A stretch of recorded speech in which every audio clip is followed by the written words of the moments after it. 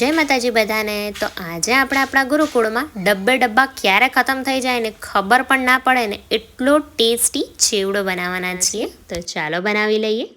તો સૌથી પહેલાં તો અહીંયા મેં એક નાનું લોઢિયું લીધું છે અને એમાં તેલને મેં ગરમ કરી લીધું છે।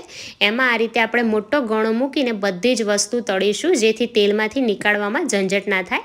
તો અહીંયા મેં 3 ચમચી જેટલા શિંગદાણા લીધા છે। એને સરસ તળાઈ જાય અને ક્રિસ્પી એવા એટલા તળી લેવાના છે। તો અહીંયા આપણા આ શિંગદાણા તળાઈ ગયા છે। આપણે એને એક કથરોટમાં નીકાળી લઈશું। આપણે જે કથરોટમાં પૌવા બનાવવાના છે ને એ જ કથરોટમાં આપણે બધી જ વસ્તુઓ નીકાળીશું।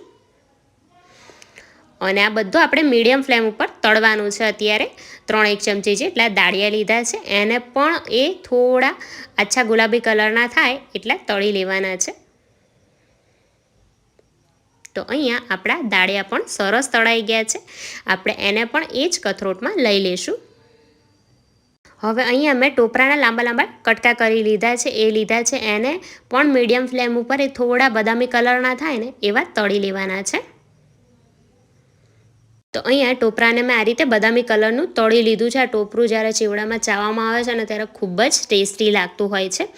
હવે આપણે આમાં અહીંયા મેં 4 થી 5 નંગ જેટલા એકદમ તીખા હોય ને એવા લીલા મરચાં લીધા છે, એ આપણે લઈ લઈશું। અને મરચાંને સરસ એનો ભેજ ઉડી જાય ને ક્રિસ્પી ખખડે ને એવા આપણે તળી લેવાના છે। અહીંયા મરચાં જો ભેજવાળા રહી ગયા ને તો કાં તો ચેવડો હવાઈ જશે, કાં તો થોડા જ દિવસમાં એ બગડી જશે। એટલે મરચાં આપણે પ્રોપર તળવાના છે।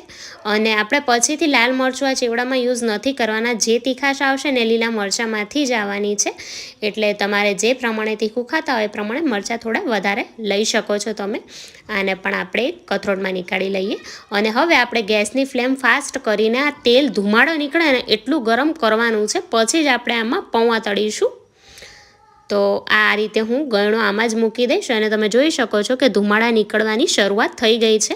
હવે આપણે એમાં થોડા થોડા કરીને અહીંયા મેં જે બટેકા પૌવાના જે જાડા પૌવા આવે ને એ જ લીધા છે, એને તળી લેશું। આ રીતે જ્યારે પૌવા ઉમેરીએ અને બબલ્સ થાય એ સેટ થઈ જાય ને એટલે પૌવા તળાઈ ગયા કહેવાય। તમે ગમે ત્યારે પૌવાનો ચેવડો બનાવતા હોય ત્યારે આ રીતે એકદમ ધુમાડો નીકળે એવું તેલ ગરમ કરવાનું, અને એ જ્યારે પૌવા ઉમેરી અને પછી જ્યારે બબલ્સ થાય ને સેટ થઈ જાય ને એટલે પૌવા તળાઈ ગયા કહેવાય। આ રીતે જ્યારે તમે પૌવા તળો છો ને ત્યારે તમારો ચેવડો કોઈ દિવસ ઓઇલી નહીં બને અને એકદમ એક બને ને પછી થોડી વારમાં જ સરસ ડ્રાય તમને લાગશે।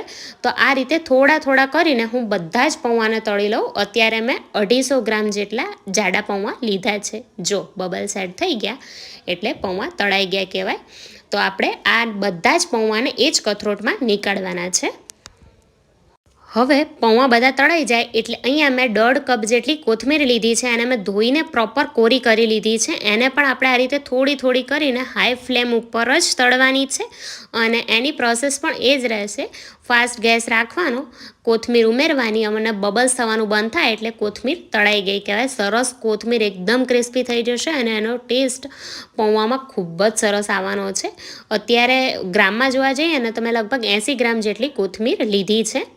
જો તમે જોઈ શકો છો કે તેલ કેટલું ગંદુ થવા માંડ્યું છે પૌવા તળાયા પછી, એટલે જ મેં થોડું ઓછું તેલ મૂક્યું હતું પહેલેથી, એટલે બહુ વધારે પડતું તેલ ખરાબ ના થાય। તો જે રીતે મેં બધા જ પૌવા તળ્યા ને એ જ રીતે આ બધી જ કોથમીરને હું થોડી થોડી કરીને તળી લઈશ અને એને એ જ કથરોટમાં ઉમેરી દઈશ। તો બધી કોથમીર તળી લઉં પછી હું તમને બતાવું। જો અહીંયા કોથમીર પર તળાઈ ગઈ છે। હવે મેં 10 થી 12 નંગ જેટલા મીઠા લીમડાના પાન લીધા છે, એને પણ આપણે એ સરસ ક્રિસ્પી ખખડે ને એવા તળી લેવાના છે।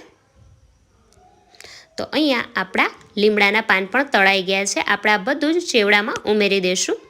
તો અહીંયા બધું જ તળાઈને સરસ રેડી થઈ ગયું છે। હવે આપણે એમાં સ્વાદ પ્રમાણે મીઠું અને સ્વાદ પ્રમાણે જ આપણે એમાં બુરું ખાંડ ઉમેરવાનું છે। અહીંયા હું તમને સજેસ્ટ કરીશ કે તમે દળેલી ખાંડ જો બની શકે ને તો ના ઉમેરતા, કારણ કે જો ચેવડો થોડો અત્યારે ગરમ હશે ને તમે આ સ્ટેજ ઉપર જ જો દળેલી ખાંડ ઉમેરશો ને તો એનું પાણી વળશે। બુરું ખાંડમાં એ પ્રોબ્લેમ નહીં આવે। અને જો તમારે દળેલી ખાંડ ઉમેરવી જ હોય ને તો ચેવડો ઠંડો થાય ને પછી ઉમેરવાની। તો આ રીતે આપણે બધું જ સરસ ઉપર નીચે કરીને મિક્સ કરી લઈશું। અત્યારે તમને થોડી વાર ગરમ હશે ને ત્યારે એવું લાગશે કે થોડો ઓઇલી લાગે છે, અને જેવો ઠંડો થશે ને ત્યારે એ સરસ ડ્રાય થઈ જશે। હવે આપણે આમાં એક વઘાર કરવાનો છે। તો એક વઘારિયામાં હું 1 ટેબલ સ્પૂન જેટલું તેલ લઈ લઈશ। બહુ વધારે પડતું તેલ નહીં લેવાનું, વઘારમાં જોઈએ ને એટલું જ આપણે તેલ લેવાનું છે। તેલ ગરમ થાય એટલે અડધી ચમચી જેટલી રાઈ, થોડી અમથી હિંગ, અડધી ચમચી જેટલું જીરું, અડધી ચમચી જેટલી વરિયાળી, થોડા આમથા આખા ધાણા અને 1 ચમચી ભરીને હું એમાં તલ ઉમેરી દઈશ. બધું જ સરસ આપણે શેકી લેવાનું છે. તો વઘાર રેડી છે. આપણે આને ચેવડામાં ઉમેરી દઈએ અને આપણે જે પહેલાં લીમડાના પાન તળ્યા હતા ને હું ઉમેરવાનું ભૂલી ગઈ હતી, તો આ સ્ટેજ ઉપર એમાં હું ઉમેરી દઈશ. તો તમે ક્યાંથી મને જોઈ રહ્યા છો ને તમારું નામ શું છે મને કમેન્ટમાં જરૂરથી જણાવજો અને સાથે સાથે એ પણ જણાવજો કે તમારા ઘરે દિવાળીના નાસ્તામાં શું બને છે. અને આ ચેવડો ઠંડો થાય ને પછી કોઈ પણ એરટાઇટ ડબ્બામાં નીચે ટીશ્યુ પેપર પાથરી દેવાનું અને આને ભરીને તમે લગભગ 15 થી 20 દિવસ જેટલું આને સ્ટોર કરી શકો છો. 1 કલાક પછી અત્યારે જો હું ચેવડો સર્વ કરી રહી છું ને તમે જોઈ શકો છો કે એકદમ એ સરસ ડ્રાય થઈ ગયો છે, બિલકુલ પણ ઓઇલી નથી લાગતો. તો કોઈ પણ કારણોસર આજની મારી આ મહેનત તમને ગમી હોય તો વિડીયોને લાઇક, શેર અને ચેનલને સબસ્ક્રાઈબ કરવાનું ના ભૂલતા. તો ચાલો ફરી મળીશું આવી જ એક નવી રેસીપી સાથે. ત્યાં સુધી બધાને જય માતાજી.